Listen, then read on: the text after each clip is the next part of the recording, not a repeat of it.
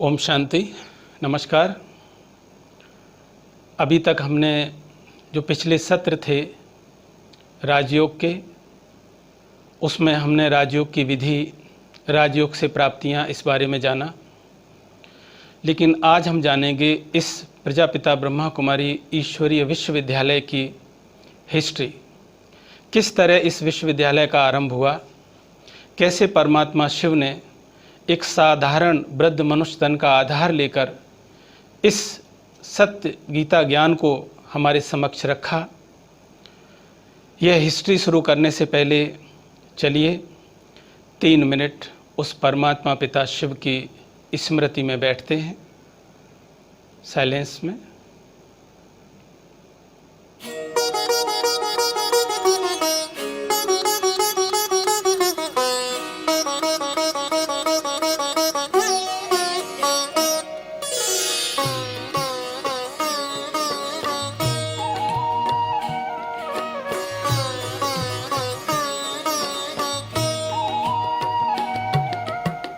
भारत की भूमि पर एक दिव्य पुरुष ने जन्म लिया।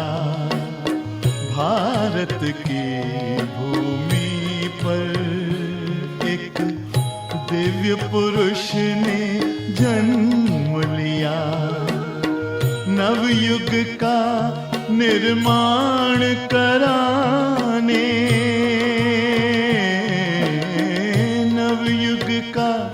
निर्माण कराने शिव ने जिनमें स्थान लिया।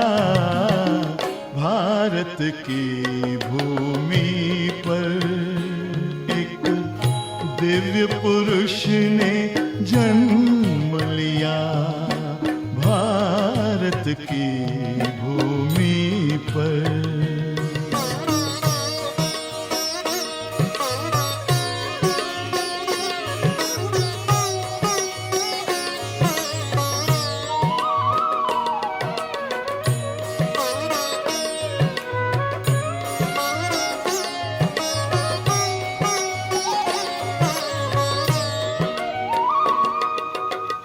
जन जन की सेवा में तन मन धन का किया समर्पण।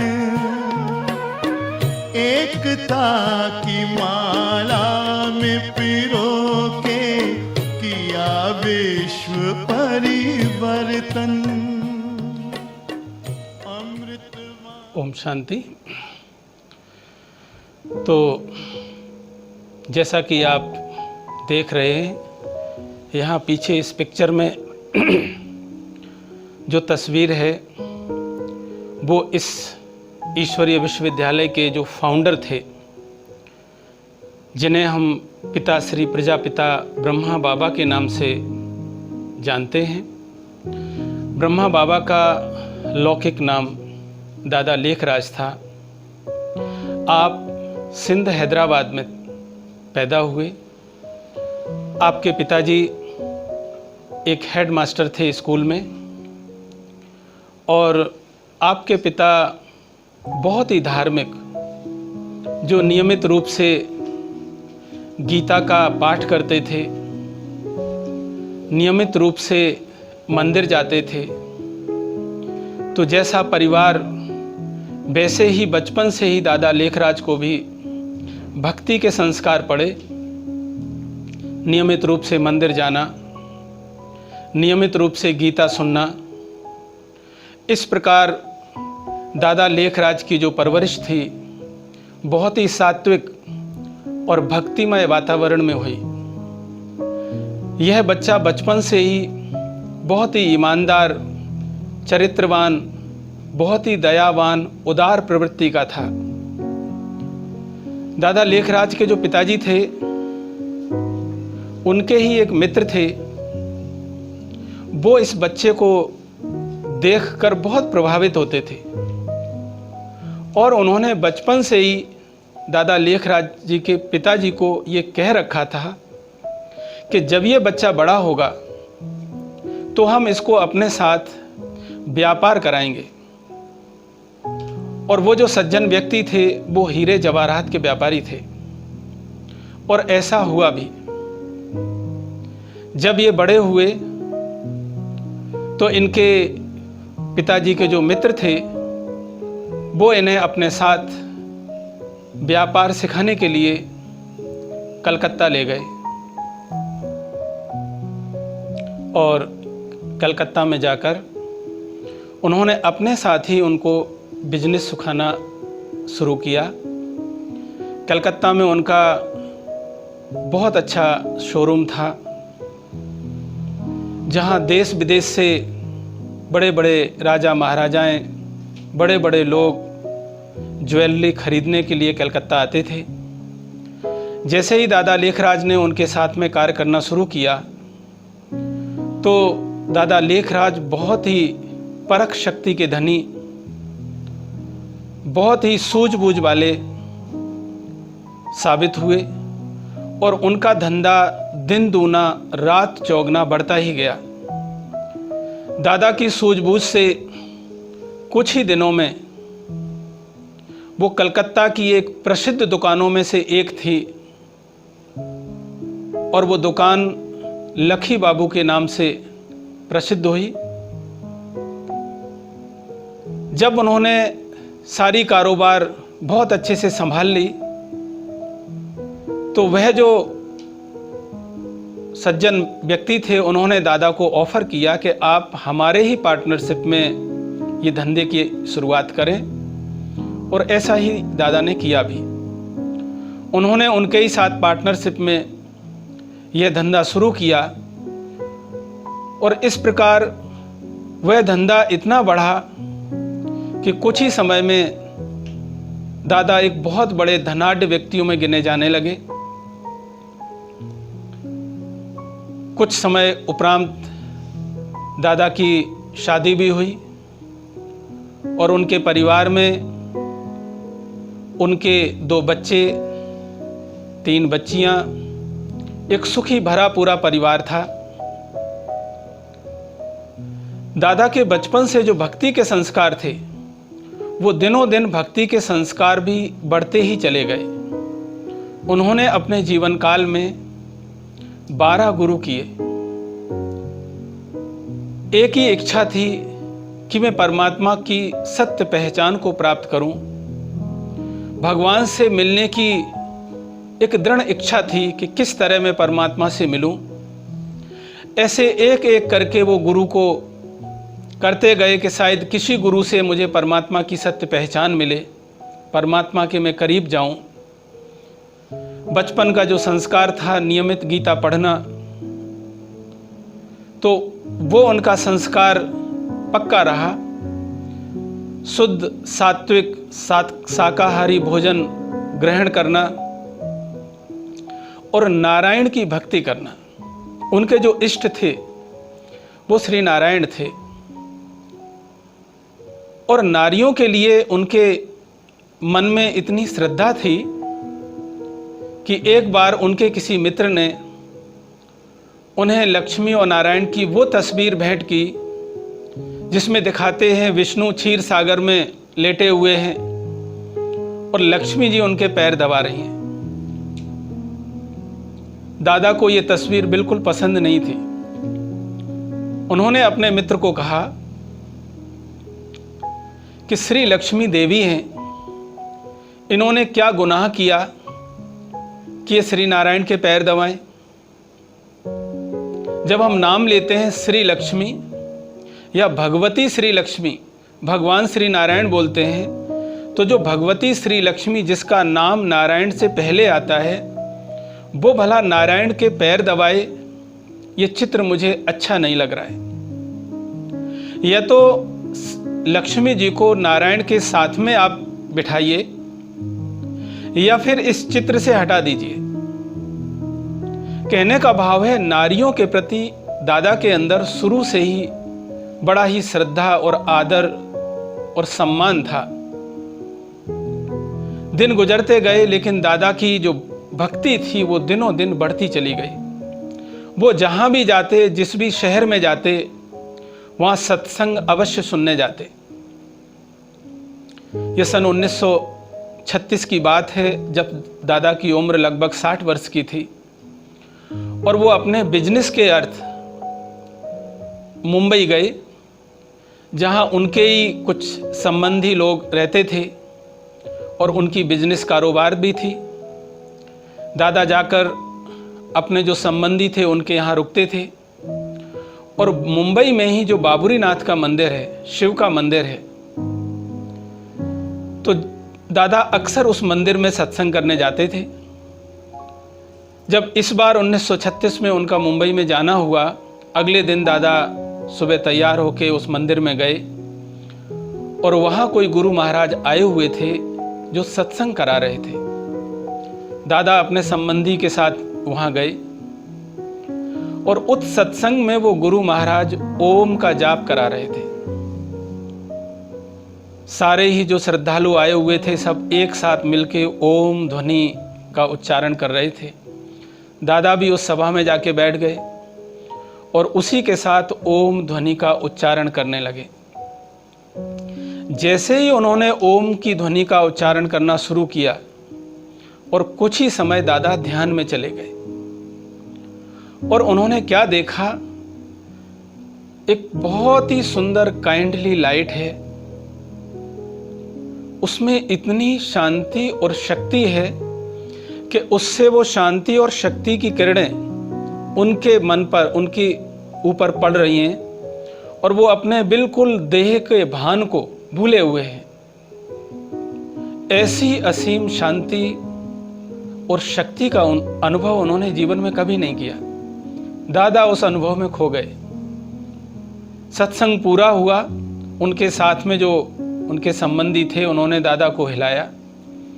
जब दादा का ध्यान टूटा तो उन्होंने देखा कि वो तो वहाँ मंदिर में सत्संग में आए हुए थे, लेकिन उस शांति की, उस साक्षात्कार की इतनी गहरी छाप दादा को लगी कि वो जाकर उन गुरु महाराज जो आए हुए थे उनको मिले और अपना अनुभव सुनाया और इसका रहस्य पूछा। गुरु महाराज ने कहा, दादा नहीं मालूम आपको क्या परमात्मा ने अनुभव कराया, ये तो वही जाने। दादा समझ गए, हो सकता किसी और गुरु की हमारे ऊपर कृपा हुई हो और मुझे इतनी गहरी शांति का अनुभव हुआ। दादा वापस आए। इसके बाद उन्होंने घर आकर अपने सभी गुरुओं को टेलीग्राम लिखा और अपने इस अनुभव के बारे में उन्हें अवगत कराया कि हमें इतना गहरा सुंदर अनुभव हुआ, एक बहुत सुंदर लाइट दिखाई दी और जिससे हमें बहुत शांति और शक्ति की अनुभूति हुई, ये क्या है। और उन्होंने सभी गुरुओं को अपने यहाँ बुलाया। आपको बता दें, दादा गुरुओं के और सत्संगों के ऊपर बहुत खर्च करते थे। आए दिन घर पर गुरुओं को बुलाना और सत्संग रखना ये आम बात थी। तो इस प्रकार उन्होंने सभी गुरुओं को अपने यहाँ घर पर बुलाया और बड़े रूप में एक सत्संग का आयोजन किया। और उनकी भावना यही थी कि उन्हें जो उस ज्योति का साक्षात्कार हुआ, जो शांति का अनुभव हुआ, वो निरंतर भविष्य में कैसे हो और इसका रहस्य क्या है। जब सभी गुरु लोग आए, घर पर सत्संग का आयोजन हुआ, गुरु लोगों ने प्रवचन आरंभ किए।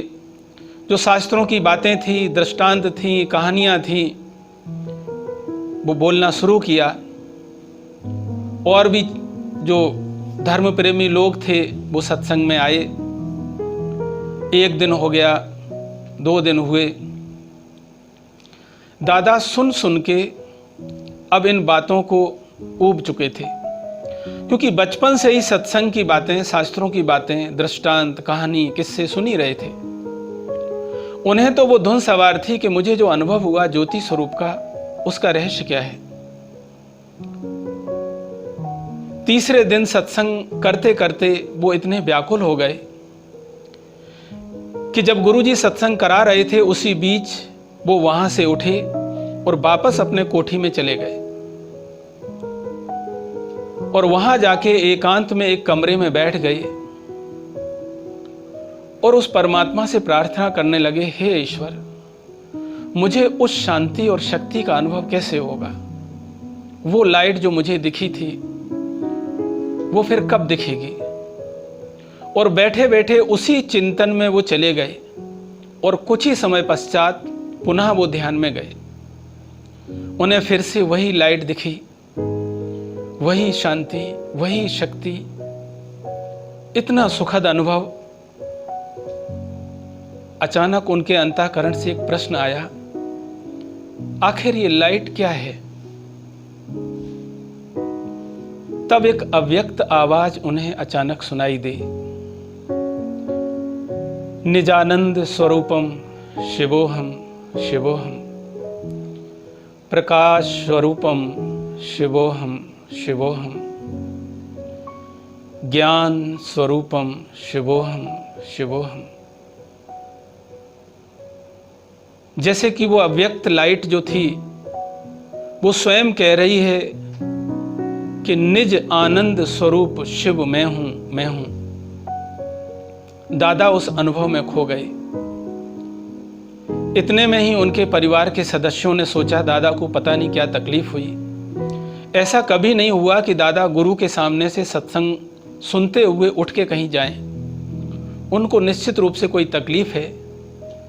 तो वो पीछे पीछे जब आए तो उन्होंने देखा दादा अपने कमरे में बिल्कुल ध्यान में मग्न हैं और उस कमरे में एक अलौकिक लाइट, एक अलौकिक शांति और शक्ति के वाइब्रेशंस थे। उन्होंने जब दादा से पूछा, दादा का ध्यान टूटा, तो दादा ने कहा मैंने फिर से वही लाइट देखी और उसमें बड़ी माइट थी, बड़ी शक्ति थी और मैंने कुछ सुना भी। बाद में उन्होंने अपना ये अनुभव सभी गुरुओं के सामने रखा। गुरुओं ने कहा, दादा पता नहीं भगवान आपको क्या अनुभव कराना चाहता है। दादा ने कहा, अब मुझे बहुत ज़्यादा ज्ञान सुनना पसंद नहीं। ऐसा लगता है कि मैं एकांत में बैठूं और बार बार उसी ज्योति का ध्यान करूं, ऐसी शांति और शक्ति का अनुभव करूं। मुझे एकांत खींच रहा है। ऐसा सुनकर उनके एक गुरु जो बनारस के थे, उन्होंने कहा, दादा कुछ दिन के लिए आप बनारस आ जाएं। धर्म की नगरी है, बड़े बड़े शंकराचार्य, मठाधीश, महामंडलेश्वर वहाँ रहते हैं, बड़े बड़े सत्संग होते हैं। आप कुछ दिन रहेंगे, हो सकता है भगवान आपको कुछ और आगे अनुभूतियाँ कराए। वो बात उनको पसंद आई।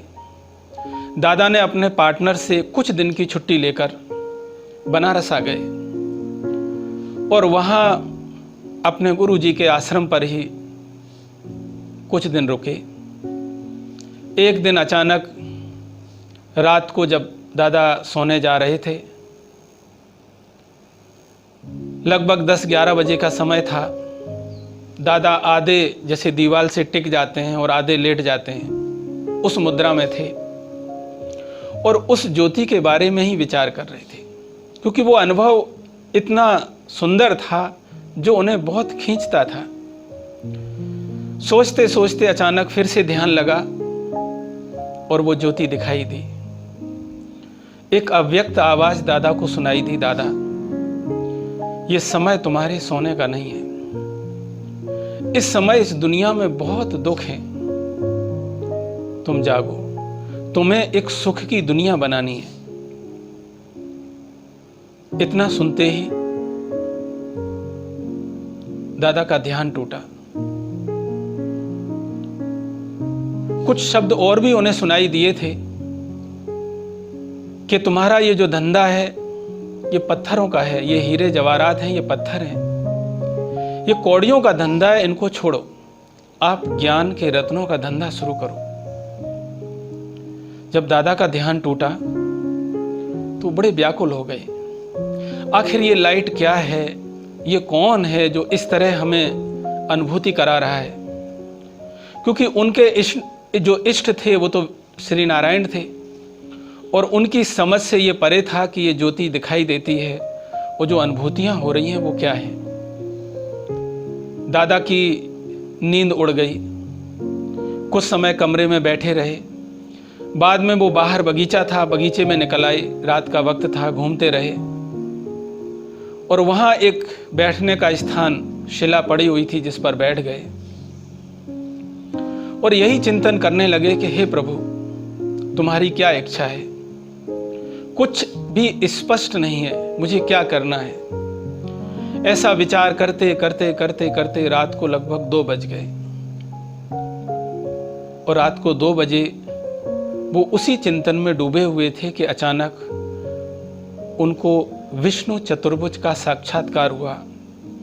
उन्होंने देखा एकदम लाइट ही लाइट है चारों तरफ और इस लाइट में ही विष्णु चतुर्भुज का स्वरूप प्रकट होता है। जैसे ही विष्णु का चतुर्भुज स्वरूप उन्होंने देखा तो बेहद आंतरिक खुशी हुई। विष्णु चतुर्भुज स्वरूप से विष्णु ने उन्हें एक वरदान दिया, अहम विष्णु चतुर्भुज तत् त्वम्। हालांकि दादा को वो वरदान उस समय स्पष्ट नहीं हुआ कि उसका भावार्थ क्या है, लेकिन बेहद खुशी हुई और धीरे धीरे विष्णु पुनः अव्यक्त हो गए। फिर उन्होंने देखा कि आसमान से कुछ सितारे आ रहे हैं और वो जमीन पर जैसे ही आते हैं तो बहुत सुंदर देवताओं का स्वरूप धारण कर लेते हैं। तो आसमान से जैसे सितारे टूट रहे हैं और जमीन पर आकर वो देवता का रूप धारण कर रहे हैं और जहां वो अवतरित होते हैं वहां चारों तरफ प्रकृति बड़ी सुंदर होती जा रही है। चारों तरफ बाग बगीचे, सुंदर प्रकृति, बहुत सुंदर सोने के महल, बहुत सुंदर छोटे छोटे विमान। सतयुगी जो दुनिया थी, देवी देवताओं की दुनिया थी, वो कितनी खूबसूरत थी। वहां के महल, देवी देवताओं का रहन सहन इतना सुंदर साक्षात्कार था कि उनकी कल्पना से परे था कि इतनी सुंदर और सुखमय दुनिया भी कभी थी। धीरे धीरे उस सतयुगी दुनिया का भी जो साक्षात्कार था, जो विजन था, जो दृश्य था, वो अव्यक्त हो गया। और फिर तीसरा साक्षात्कार था, वो बहुत ही डरावना था और वो था विश्व के परिवर्तन का। उन्होंने देखा आसमान से आग बरस रही है, आग के गोले आ रहे हैं और जमीन पर गिरते हैं तो चारों तरफ आग आग फैल जाती है, चारों तरफ हाहाकार है। 5 तत्वों का प्रकोप उन्होंने एक साथ देखा। अभी तो हम सुनते हैं कभी भूकंप आ गया तो पृथ्वी का, धरती का प्रकोप हो गया, कभी बाढ़ आ गई तो जल तत्व का प्रकोप हो गया, कभी तूफान आ गया, वायु का प्रकोप हो गया, कहीं आग लगी। लेकिन वो सीन ऐसी थी कि 5 ही तत्व का प्रकोप एक साथ, जहां बड़े बड़े भूकंप भी आ रहे हैं, शहर के शहर, बहुमंजिला इमारतें जमीन में समाती जा रही हैं, मूसलाधार बारिश हो रही है, ऐसी बाढ़ है कि सब बहे जा रहे हैं, कोई किसी के लिए रुक नहीं रहा है। तो जो सृष्टि का परिवर्तन है, कैसे पुरानी दुनिया बदलती है, सफाई कैसे होती है इस कलयुगी पुरानी दुनिया का, वो दृश्य बहुत डरावना था। और उसको देख के दादा की रूह कांप गई। वो इतने भयभीत हो गए कि वो ध्यान में ही ईश्वर से प्रार्थना करने लगे, हे प्रभु रक्षा करो, हे प्रभु रक्षा करो, बचाओ। जब उन्होंने देखा कि सब मर रहे हैं, सब जा रहे हैं, और वो स्वाभाविक रूप से भगवान से जब ये बोलने लगे तो उनकी आवाज़ सुनकर जो आश्रम में लोग थे वो बाहर निकल कर आए और उन्होंने देखा कि इतनी रात को वो दादा अकेले उस बगीचे में बैठे हुए कहीं ध्यान में मग्न है और उनका पूरा शरीर कांप रहा है। जब उन्होंने दादा को होश में लाया, ध्यान टूटा, तो दादा ने देखा कि वो तो वहाँ बगीचे में बैठे हुए थे। लेकिन वो विनाश की सीन, वो परिवर्तन की सीन देखकर दादा को एक अंदर में डर भी लगा और एक भगवान पर निश्चय भी हुआ, क्योंकि जब विष्णु चतुर्भुज का साक्षात्कार हुआ तब कहीं जाकर दादा को निश्चय हुआ कि परमात्मा मुझसे कुछ कराना चाहता है। और उन्होंने निश्चय किया कि हम जो हमारा ये धंधा है हीरे जवाहरात का, इसको खत्म करेंगे और ज्ञान के रत्नों का ही धंधा करेंगे। उनको ऐसा वैराग आया इस साक्षात्कार के बाद कि वो वापस कलकत्ता गए और अपना जो बिजनेस पार्टनर था उसको कहा कि अब ऊपर वाले की मर्जी कुछ और है। उसने बहुत मनाने की कोशिश की कि दादा, आपके नाम से आज ये धंधा इतना आगे बढ़ा है। दादा का उठना बैठना बड़े बड़े राजा महाराजाओं तक था। नेपाल के जो राजघराना था, भरतपुर का, जोधपुर का, राजस्थान के बड़े बड़े राजा महाराजाएं उनको बुलाते थे और उनका चरित्र इतना श्रेष्ठ था कि जो राजघराने की महारानियां होती थीं, राजकुमारियां होती थीं, दादा डायरेक्ट महलों में जाकर उनको ज्वेलरी पसंद कराते थे और अपने विचारों के, खान पान के इतने सात्विक थे। जब राजा महाराजाएं उनको ऑफर करते थे कुछ पीने के लिए, कुछ तामसिक या राजसिक खाने के लिए, तो दादा स्पष्ट मना करते थे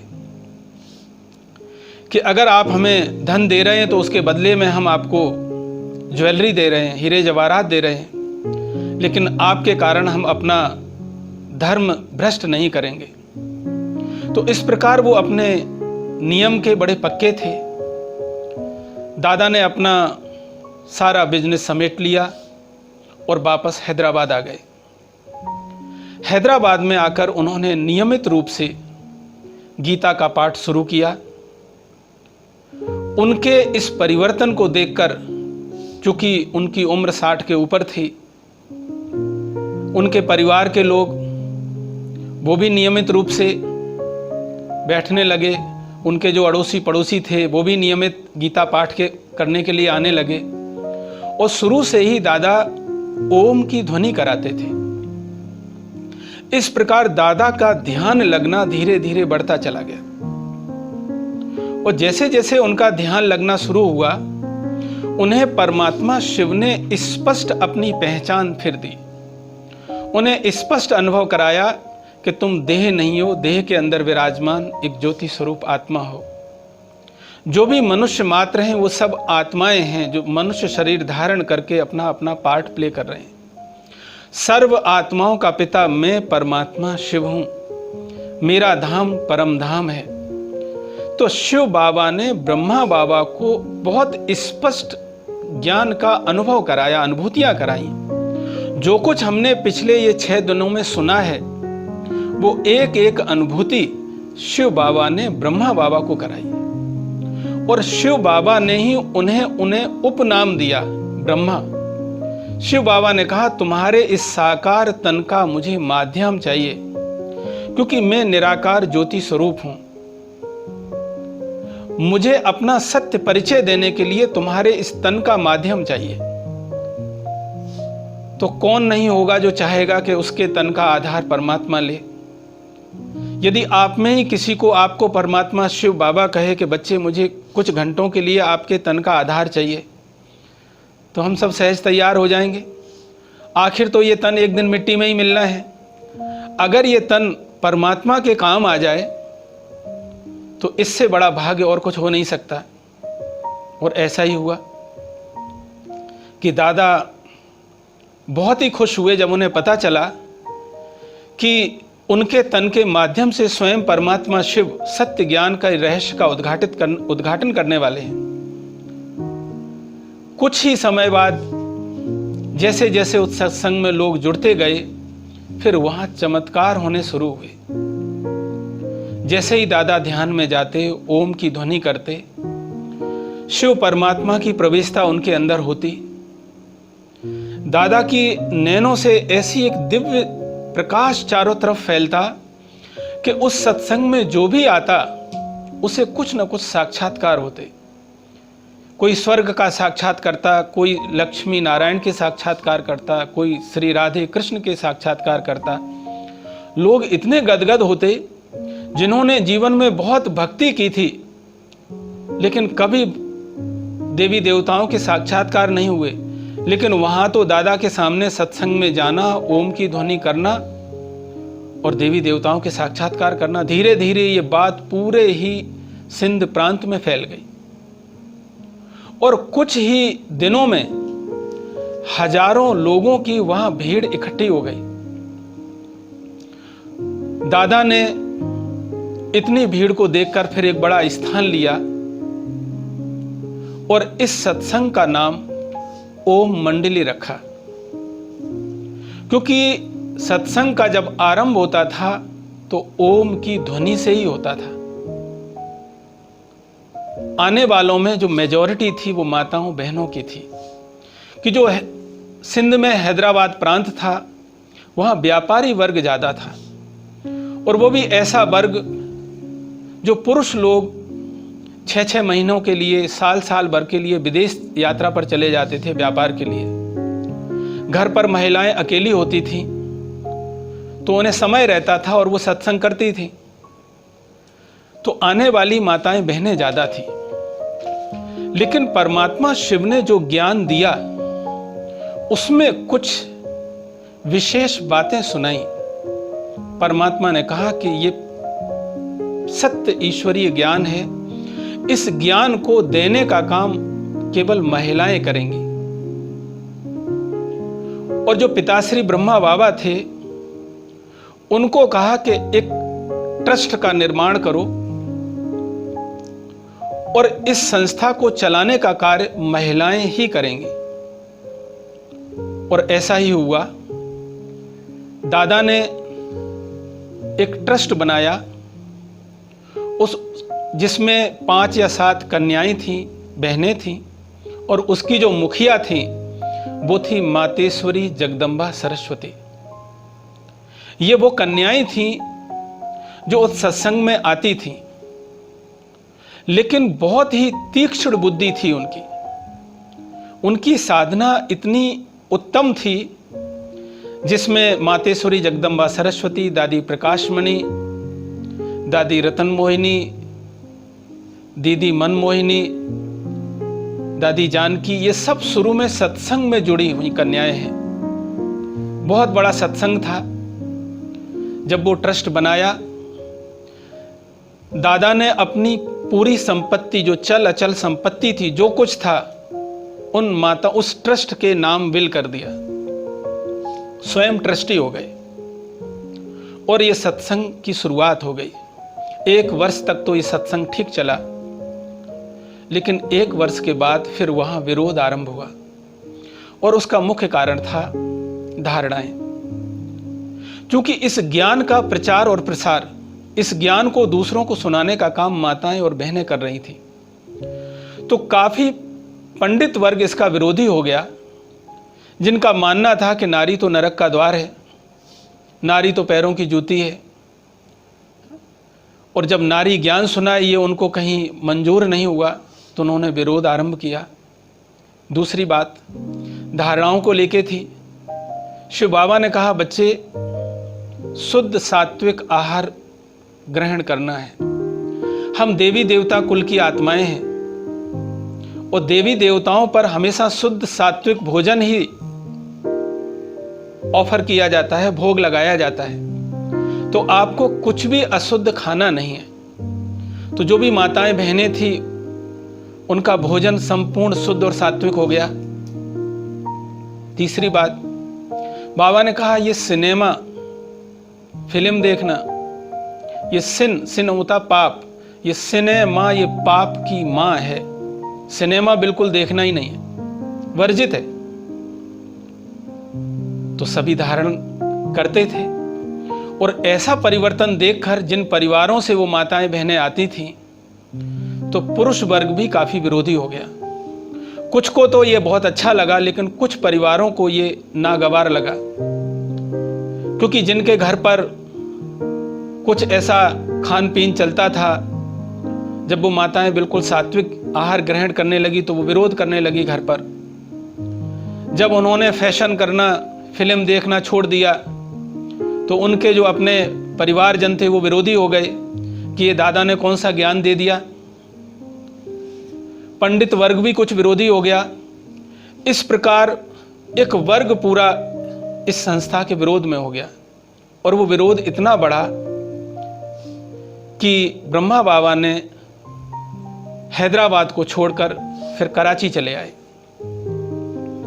बाबा ने कराची में काफ़ी बड़ी बड़ी कोठियां ली और आश्चर्य था कि जो नियमित रूप से सत्संग करते थे और जिनको बहुत लगन थी, परिवार के परिवार थे, वो सारे बाबा के साथ शिफ्ट हो गए कराची में। सन 1937 से लेकर फिर 1950 तक 14 वर्ष तक वो कराची में ही रहे और 14 वर्ष कराची में वो बहुत गहन तपस्या के थे, जहां किसी भी तरह का फिर कोई विघ्न नहीं था। जिस तरह अभी लॉकडाउन है, सब अपने अपने घरों में हैं, बड़ी शांति है, तो इसी प्रकार ये संगठन जो लगभग 350 से 400 के बीच ये लोग थे, ये कराची में ही बिल्कुल लॉकडाउन की तरह थे, तपस्या में रत थे। उस संगठन में लगभग 80 से 90 बच्चे ही थे, क्योंकि परिवार के परिवार आ गए थे जिन्होंने अपने बिजनेस शिफ्ट कर लिए थे। और उन बच्चों का जो ब्रह्मा बाबा थे, उन्होंने एक बोर्डिंग बनाया जिसमें उन बच्चों को रखा, जहां उनकी दोनों ही तरह की शिक्षा दी जाती थी। बच्चे बचपन से ही ये आध्यात्मिक शिक्षा ग्रहण करते थे। एक बार की घटना है कि ये बच्चे कराची शहर में एक बस में घूमने गए थे और जब वो घूमने जा रहे थे कि रास्ते में ही, शहर में ही वो बस कहीं पलट गई। चूंकि वो शहर की बात थी, सारे लोग मदद के लिए दौड़े। बच्चों को काफ़ी चोटें आई थी, सबने बच्चों को हॉस्पिटलाइज किया। लेकिन आश्चर्य की बात ये थी कि सब बच्चों को चोटें लगी थी, किसी को फ्रैक्चर भी हुआ था, किसी को खून भी बह रहा था, लेकिन कोई भी बच्चा रो नहीं रहा था। कुछ प्रेस वाले भी आ गए कि भाई कैसे एक्सीडेंट हुआ, बच्चों को भी पूछने लगे। लेकिन ये देखकर उनको भी बड़ा आश्चर्य हुआ कि ये बच्चे रो क्यों नहीं रहे। बच्चों की उम्र भी कोई ज़्यादा नहीं थी, बच्चों की उम्र 9 साल से लेकर 14-15 साल के बीच के ही थी। जब बच्चों से पूछा कि आप लोग को दर्द नहीं हो रहा है क्या, बच्चों ने कहा दर्द तो हो रहा है, तो फिर आप रो क्यों नहीं रहे हो। तो सभी बच्चों का एक ही जवाब था कि यदि गाड़ी का कहीं एक्सीडेंट हो जाए या गाड़ी में कहीं खरोंच आ जाए तो क्या ड्राइवर बैठ के रोएगा। बोले नहीं। तो आत्मा इस शरीर की ड्राइवर है और ये शरीर तो हमारी गाड़ी है। चोट तो इस गाड़ी को लगी है, डॉक्टर उसको ठीक कर रहे हैं, इसमें मुझे रोने की क्या आवश्यकता है। बच्चों की ऐसी सहनशीलता को देखकर वो प्रेस वाले लोग भी और जो भी उनको देखता इतने प्रभावित होते कि वहाँ अगले दिन का जो न्यूज़पेपर था उसमें बड़ी न्यूज़ छपी कि एक ओम मंडली है जहाँ के बच्चे इतने सहनशील हैं, और उन्होंने पूरी उस घटना का विवरण उसमें डाला। उस संस्था का बड़ा एडवर्टाइजमेंट हुआ वहाँ। इसी प्रकार वहाँ 14 वर्ष तक बड़ी गहन तपस्या की, एक एक गुण के ऊपर एक एक महीने तक पुरुषार्थ किया। जैसे पहले दिन आपको एक सम्मान दिया था कि आप याद रखें कि मैं आत्मा शांत स्वरूप हूं। तो जो बच्चे थे वो आज जिनको हम दादियां कहते हैं, वो उस समय छोटे छोटे बच्चे ही थे। तो वो सुनाते हैं कि हमको बाबा होमवर्क देते थे एक एक मास के लिए, केवल एक ही सम्मान लेना है कि मैं आत्मा हूँ, शांत स्वरूप हूँ, मेरे से शांति की किरणें चारों तरफ फैल रही हैं। आप दूसरे किसी व्यक्ति को भी देखें तो उसी भावना से देखें कि ये आत्मा भी शांत स्वरूप है। भले वो गुस्सा कर रही है, भले वो कैसी भी है, लेकिन उसका जो ओरिजिनल गुण है वो शांत है, और आप उसको उसी भावना से ही देखना, और आप दूसरों से जो व्यवहार है वो शांति पूर्वक ही करना। सारा सारा दिन एक एक महीने तक केवल एक संकल्प कि मैं आत्मा शांत स्वरूप हूँ, शांति प्रिय हूँ, शांति की किरणें फैल रही हैं। तो वो दादियाँ सुनाती हैं कि हम लोगों के चेहरे इतने शांत होते थे कि उस कैंपस में अगर कोई बाहरी व्यक्ति नया आता था तो हमारे चेहरे देख के ही बोलता था कि आप लोग कितने शांत हैं। तो इस प्रकार उन्होंने बहुत गहरा एक एक गुण के ऊपर, एक एक शक्ति के ऊपर बड़ा अभ्यास किया है। हमने तो केवल एक पहले दिन ही आपको 7 गुण बता दिए, आपको अभ्यास करने का समय कहाँ मिला? तो वास्तव में बगैर कुछ किए कुछ नहीं होता है, प्राप्ति नहीं होती है। हम सबको भी ऐसे ही गहरा नियमित रूप से अभ्यास करना पड़ेगा कि जो हमारे आत्मा के नेचुरल नेचर है उसको कैसे हम निखारें। इस प्रकार जब पार्टीशन हुआ, भारत पाकिस्तान हो गया, तो फिर शिव बाबा ने ब्रह्मा बाबा को ये स्पष्ट डायरेक्शन दिया कि बच्चे, ये सत्य ईश्वरीय ज्ञान है। इस ईश्वरीय ज्ञान को जो मेरे भक्त हैं, यानी जो शिव के भक्त हैं और जो देवी देवताओं के भक्त हैं, वही ज्यादा अपने जीवन में धारण करेंगे। दूसरे धर्मों के लोग केवल वो सुनेंगे जो अपना सनातन धर्म छोड़कर दूसरे धर्मों में कन्वर्ट हो गए हैं। जैसे ही वो इस सत्य ईश्वरीय ज्ञान को सुनेंगे, वो निकल के वापस इस ईश्वरीय ज्ञान में आ जाएंगे, इस सनातन धर्म को स्वीकार कर लेंगे। इसीलिए इस संस्था को शिफ्ट कीजिए भारत में। तो सन 1950 में ईश्वर की प्रेरणा अनुसार इस संस्था को कराची से फिर माउंट आबू में शिफ्ट किया और वहां पर फिर इसको एक नया नाम प्रजापिता ब्रह्मा कुमारी ईश्वरीय विश्वविद्यालय दिया गया। चूंकि जो संगठन था उसमें मेजॉरिटी माताओं और बहनों की थी, इसीलिए इस ईश्वरीय विश्वविद्यालय के साथ ब्रह्मा कुमारी नाम जुड़ा हुआ है। थे तो भाई भी, पुरुष भी, लेकिन उनकी संख्या बहुत कम थी। जब ये माउंट आबू में आए और जो हिंदू समाज के लोग पाकिस्तान छोड़ के भारतवर्ष में आए, सिंधी समाज के लोग पाकिस्तान छोड़ के भारतवर्ष में आए और वो अनेक शहरों में फैल गए, और यहाँ पर जब भारत में आकर सेटल हुए, फिर बाबा ने विधिवत इस ईश्वरीय ज्ञान का प्रचार और प्रसार किया। एक दिन शिव परमात्मा ने ब्रह्मा बाबा के मुख से महावाक्य उच्चारे कि बच्चे, मैं ज्ञान का सागर हूं और इस ज्ञान को सुनने वाली आप सब आत्माएं ज्ञान की नदियां हो। हाँ, कुछ बच्चे तालाब भी हैं। बाबा ने हाथ खड़ा करवाया, बच्चे हाथ खड़ा करो, कौन कौन नदियां हैं और कौन कौन तालाब हैं। तो जितने भी बच्चे बाबा के सामने थे, सबने हाथ खड़ा किया, बाबा हम तो ज्ञान की नदी हैं। तो फिर बाबा ने कहा ये पक्का है, लेकिन नदी का काम होता है बहना, न कि एक जगह बैठना। तो अब तो आपको जाना पड़ेगा। परमात्मा शिव से जो सत्य ईश्वरीय ज्ञान मिला है उसको जन जन तक पहुंचाना होगा, क्योंकि नदियां अगर बहना बंद कर दें, वो एक ही जगह रुक जाएं, तो चारों तरफ अकाल पड़ जाएगा। तो बाबा ने कहा कि आज दुनिया में चारों तरफ दुख और अशांति है, आत्माएं बिल्कुल सूख गई हैं, अकाल में हैं, उनके अंदर में शक्ति नहीं है। आप ज्ञान की नदियाँ हो, ज्ञान की गंगाएं हो, आप जाओ और सभी शहरों में लोगों तक जाकर इस सत्य ईश्वरीय ज्ञान को पहुंचाओ। जो सत्य सनातन धर्म की आत्माएं हैं, देवी देवता कुल की आत्माएं हैं, वो सब इस ज्ञान की प्यासी हैं। और इस प्रकार फिर बाबा ने जो दादियाँ थीं उनको फिर भेजना शुरू किया। किसी को दिल्ली भेजा, किसी को लखनऊ, मुंबई, कलकत्ता, पूरे भारतवर्ष के बड़े बड़े शहरों में ये फैल गए। और जहाँ जहाँ ये गए, इन्होंने इस ईश्वरीय ज्ञान का प्रचार और प्रसार शुरू कर दिया। और आप आश्चर्य करेंगे कि कैसे ईश्वरीय ज्ञान फैलता ही चला गया। और उसके बाद फिर देश ही नहीं, विदेशों में भी ये ज्ञान गया।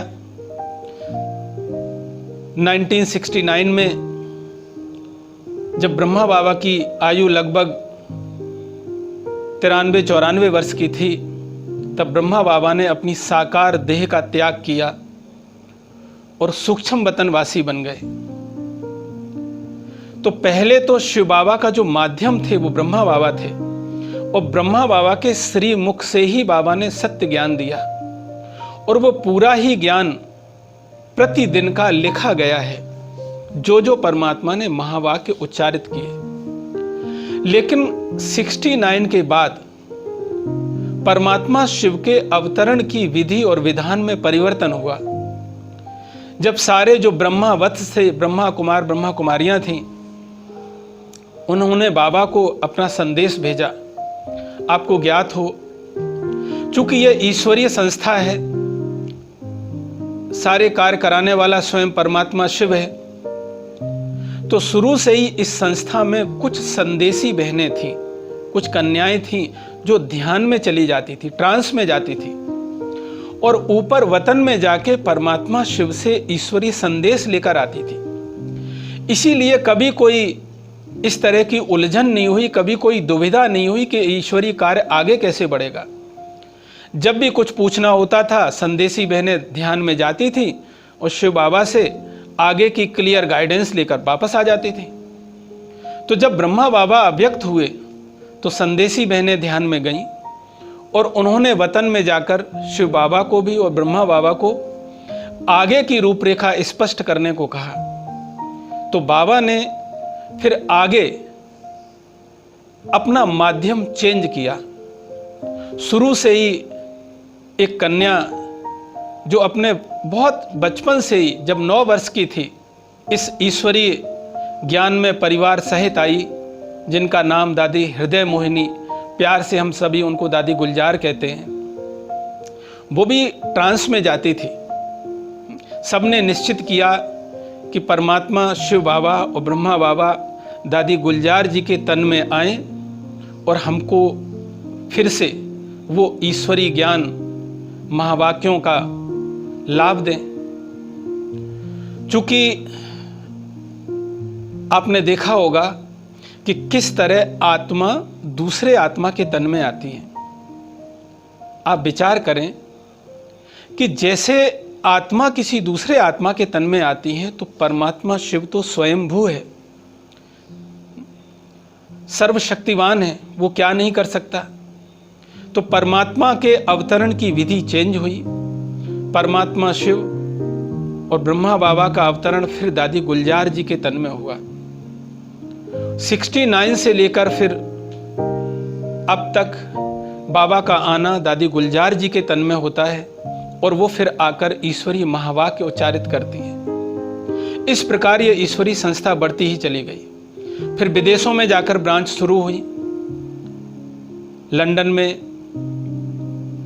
रसिया में, अमेरिका में, अफ्रीका में, ऑस्ट्रेलिया में, जितने भी महाद्वीप हैं, सभी महाद्वीपों में बहनों का जाना हुआ। बाबा के स्पष्ट महावाक्य थे, बच्चे ये सत्य ईश्वरीय ज्ञान है, आप जाकर आत्माओं को ये ज्ञान दो। आत्माएं जो सनातन कुल की होंगी वो अवश्य सुनेंगी। दूसरे अन्य धर्मों की आत्माएं भी इस ज्ञान को जरूर मानेंगी, क्योंकि ये सत्य ज्ञान है। हर धर्म पिता इसको स्वीकार करेगा और ऐसा ही हुआ। ये संस्था दिन दूनी रात चौगनी बढ़ती ही चली गई और आज विश्व के लगभग 140 देशों में लगभग 8000 ब्रांचेज हैं, जहां पर लगभग 40,000 समर्पित ब्रह्मा कुमारी बहनें एवं ब्रह्मा कुमार भाई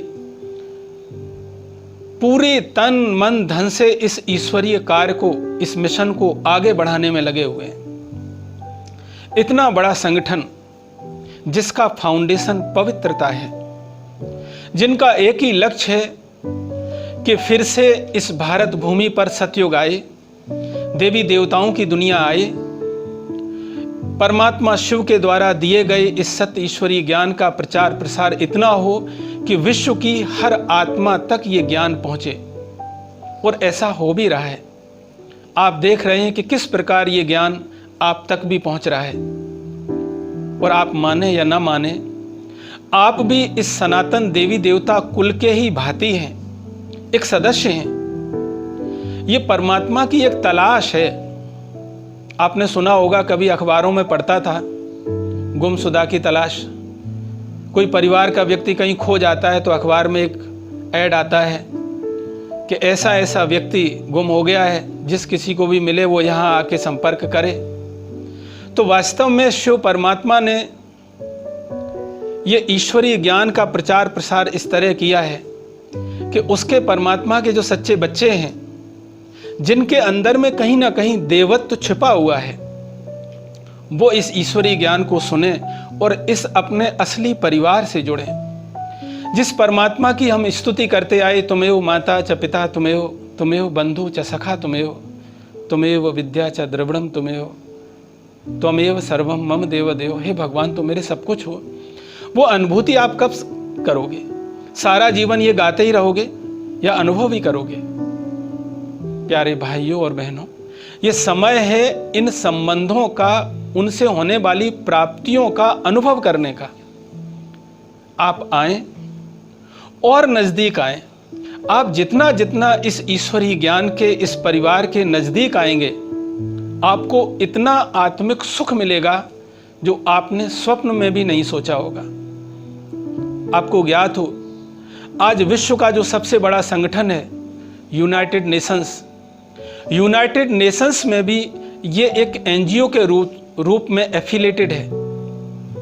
जो इकोसोक इकोनॉमिक एंड सोशल काउंसिल है, यूनिसेफ चिल्ड्रंस फंड है, उनका एक कंसल्टेटिव स्टेटस है संस्था को। यूएन हाउस में अलग से ब्रह्मा कुमारी को एक ऑफिस अलॉटेड है। वहाँ पर उनके हर डिसीजन में ब्रह्मा कुमारी की सहभागिता होती है। तो विश्व के पटल पर संस्था का इस तरह फैलना, जिसका प्रचार और प्रसार केवल माताएं और बहनें करती हैं, ये बड़े गौरव की बात है। जिस भारत देश में हम ये नारा लगाते हैं भारत माता की जय या वंदे मातरम, वास्तव में ये नारा यहाँ इस संस्था में चरितार्थ होता है कि किस प्रकार परमात्मा शिव नारी शक्ति के द्वारा इस ईश्वरीय ज्ञान को जन जन तक पहुँचा रहे हैं। कदाचित इसीलिए हम भारतवर्ष में 2 पर्व बड़े धूमधाम से मनाते हैं, एक शिवरात्रि और दूसरा नवरात्रि। शिवरात्रि अर्थात परमात्मा शिव के अवतरण का यादगार, और नवरात्रि अर्थात देवियों का यादगार। तो ये जो ब्रह्मा कुमारी बहनें हैं, ये कोई और नहीं, ये वही सच्ची देवियां हैं जो परमात्मा शिव को अपना सारा ही जीवन समर्पित करके अपना पूरा तन मन धन से इस ईश्वरीय कार्य को आगे बढ़ाने के निमित्त बनी हुई हैं। आप जब और इस संस्था से जुड़ेंगे तो आप भी इस ईश्वरीय सुख का, अतीन्द्रिय सुख का अनुभव अवश्य करेंगे, और हमारी यही शुभ भावना है।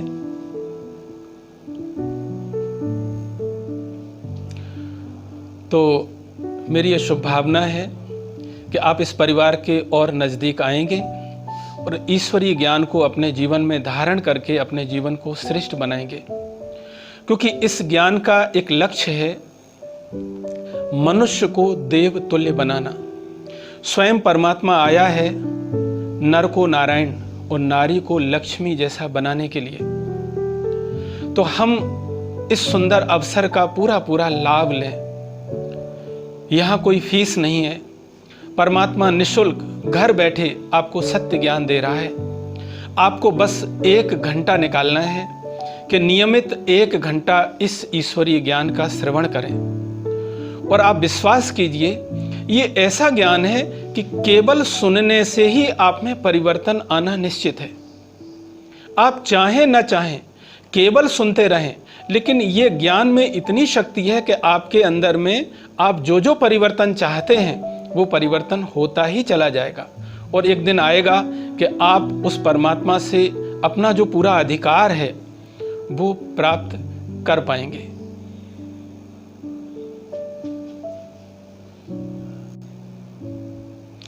आप सोच रहे होंगे कि आपका ये मेडिटेशन का कोर्स पूरा हुआ, लेकिन सच बताएं तो आपका ये कोर्स अब आरंभ होगा, क्योंकि ये तो बेसिक बातें थीं। ये तो जिस तरह बच्चा ABCD सीखता है उसके बाद फिर पढ़ना सीखता है। अब जो आगे जो मुख्य महत्वपूर्ण चीज़ है वो है परमात्मा के महावाक्य, कि शिव बाबा ने ब्रह्मा बाबा के तन में आके जो महावाक्य का उच्चारण किया, या फिर बाबा ने जो दादी गुलजार जी के द्वारा जो महावाक्यों का उच्चारण किया, उनको समझना, उसके लिए बेसिक कोर्स बहुत ज़रूरी है। परमात्मा की याद के लिए ये जानना बहुत आवश्यक है कि परमात्मा हमसे क्या चाहता है, वो मेरे से कैसे बातें करता है, भगवान के दिमाग में, माइंड में क्या है, उसकी बुद्धि में क्या है। जैसे जैसे आप परमात्मा की दिल को, उसके दिमाग को, उसकी भावनाओं को आप समझते जाएंगे, आपका योग बढ़ता चला जाएगा, आपको ध्यान लगाना उतना ही सहज होगा। तो ये जो आपने 7 डेज किया है, ये तो बेसिक कोर्स था, लेकिन अब है आगे की पढ़ाई। उस पढ़ाई को हम नाम देते हैं ज्ञान मुरली। आपने सुना होगा, कहते हैं जब मुरली बजती थी तो गोपियां दौड़ी दौड़ी आ जाती थी। वास्तव में भाइयों बहनों, ये ज्ञान के मुरली की बात थी। भला काठ की मुरली सुन के गोपियां क्यों दौड़ी आएंगी, वो तो घर पे बैठ के ही सुन लेंगी, छत पे चढ़ के सुन लेंगी। पशु पक्षी इकट्ठे हो जाते थे, लोग दूर दूर से आ जाते थे, ऐसा आपने सुना है। मुरली की बहुत महिमा है। तो ये ज्ञान की मुरली है, परमात्मा के महावाक्य हैं। ये ऐसा ज्ञान है कि लोग समय निकाल निकाल कर दूर दूर से दौड़ दौड़ के यहाँ संस्था में आते हैं और ज्ञान का श्रवण करते हैं। तो उस ज्ञान मुरली का श्रवण करना और उसका आनंद लेना, ये तो अभी शेष है, जो हम आगे के सत्रों में देखेंगे। और कल का जो हमारा विशेष सत्र है क्वेश्चन आंसर्स का, हमारा निवेदन है, अगर आपको कोई प्रश्न है तो आप ज़रूर मैसेज करें, लिखें, और आपका जो संभावित उचित जवाब होगा, कल हम उस एक सत्र अलग से रखेंगे क्वेश्चन आंसर का, उसमें आपको अवश्य देंगे। अच्छा, ओम शांति। और अभी 3 मिनट साइलेंस में बैठेंगे, सभी रिलैक्स होकर बैठ जाएं।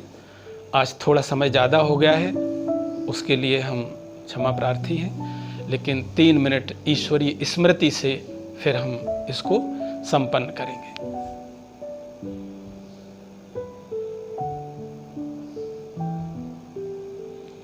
रिलैक्स होके बैठें, अपना ध्यान अपने भ्रुकुटी के मध्य एकाग्र करें और विचार करें, मैं परम सौभाग्यशाली आत्मा हूं। अब मुझे यह ज्ञात हुआ है कि मैं भी प्रजापिता ब्रह्मा की मुख वंशावली सच्ची ब्राह्मण हूं, परमात्मा शिव की संतान हूं। जो आत्मा इतने दिनों तक परमात्मा से दूर थी, मैं उनके करीब होती जा रही हूं। परमात्मा शिव के जो गुण और शक्तियां हैं, उन पर मेरा अधिकार है, क्योंकि मैं ईश्वरीय संतान हूं। सारा दिन इसी खुशी में रहना है। परमात्मा की नजर, भगवान की नजर मेरे ऊपर पड़ी है। मैं आत्मा साधारण नहीं हूं, जरूर मैं विशेष हूं, जो उसकी नजर मेरे ऊपर पड़ी है। सदा अपने श्रेष्ठ भाग्य की स्मृति में रहें। अच्छा, ओम शांति, ओम शांति, ओम